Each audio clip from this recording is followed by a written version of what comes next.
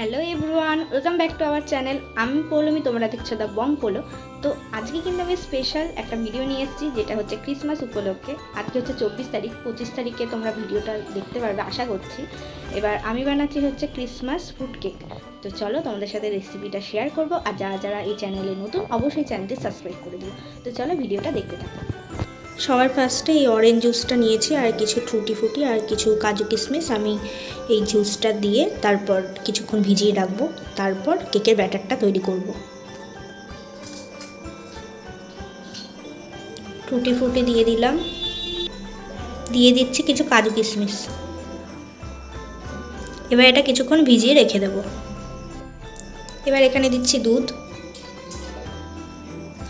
আর দিচ্ছি একটু সাদা তেল। এটা একসাথে একটু মিক্স করে নেব। এবার দিয়ে দেবো 1 কাপ ময়দা,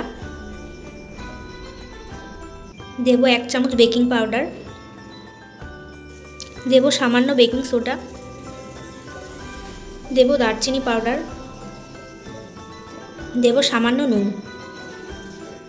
দেবো অল্প একটু মিল্ক পাউডার। এবার যে অরেঞ্জ জুসটা দিয়ে টুটি ফুটিটা ভিজিয়ে রেখেছিলাম ওইটা দিয়ে দিচ্ছি। একটু এটা মিক্স করে নেব। এটা একটু মিক্স করা হয়ে গেছে। এবার এর মধ্যে চিনি যে ক্যারামেল বানাবো তো ওইটা দিতে হবে, তারপর আমাদের ওভেনে দেওয়ার জন্য রেডি হয়ে যাবে। এবার চিনিটা বসিয়ে দিয়েছি। এটা একটু গুড়ের মতো যখন কালারটা হবে তখন আমরা নামিয়ে নেব। আর এই ওভেনে কিন্তু এই পাত্রটা গরম হওয়ার পরেই চিনিটা দেবে, তাহলে দেখো এরকম কি সুন্দর তাড়াতাড়ি মেল্ট হয়ে যাচ্ছে জিনিসটা।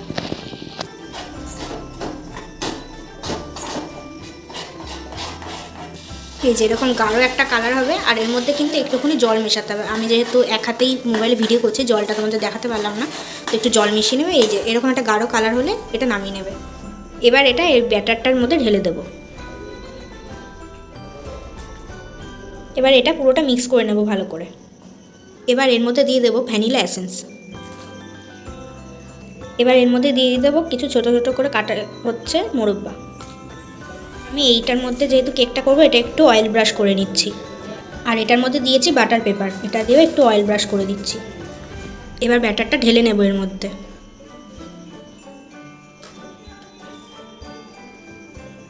কড়াইতে নুন দিয়ে আর এটা স্ট্যান্ডটা দিয়ে একটু গরম করে নেব, তারপর কেকটার মধ্যে দেব।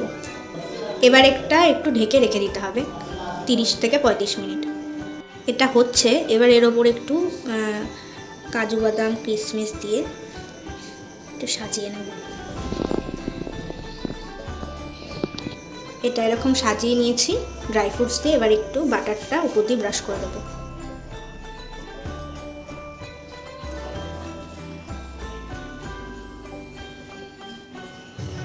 এবার এটা আরও কিছুক্ষণের জন্য ঢাকা দিয়ে রেখেছি।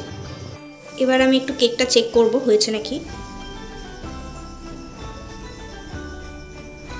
আমার কিন্তু কেকটা হয়ে গেছে। তো এবার কিন্তু আমাদের রেডি হয়ে গেছে ক্রিসমাস ফ্রুট কেক। তো তোমরা এই রেসিপিটা অবশ্যই বাড়িতে বানিয়ে দেখো, অবশ্যই তোমাদের খুব ভালো লাগবে কেকটা খেতে। আর কেকটা কিন্তু খুব নরম হয়েছে, দেখো কাটছি বোঝাই যাচ্ছে। তো চলো ভিডিওটা এখানেই শেষ করবো। ভালো লাগলে অবশ্যই লাইক সাবস্ক্রাইব করে দিও। আর সবাইকে মেরি ক্রিসমাস, সবাই খুব এনজয় করো। বাই।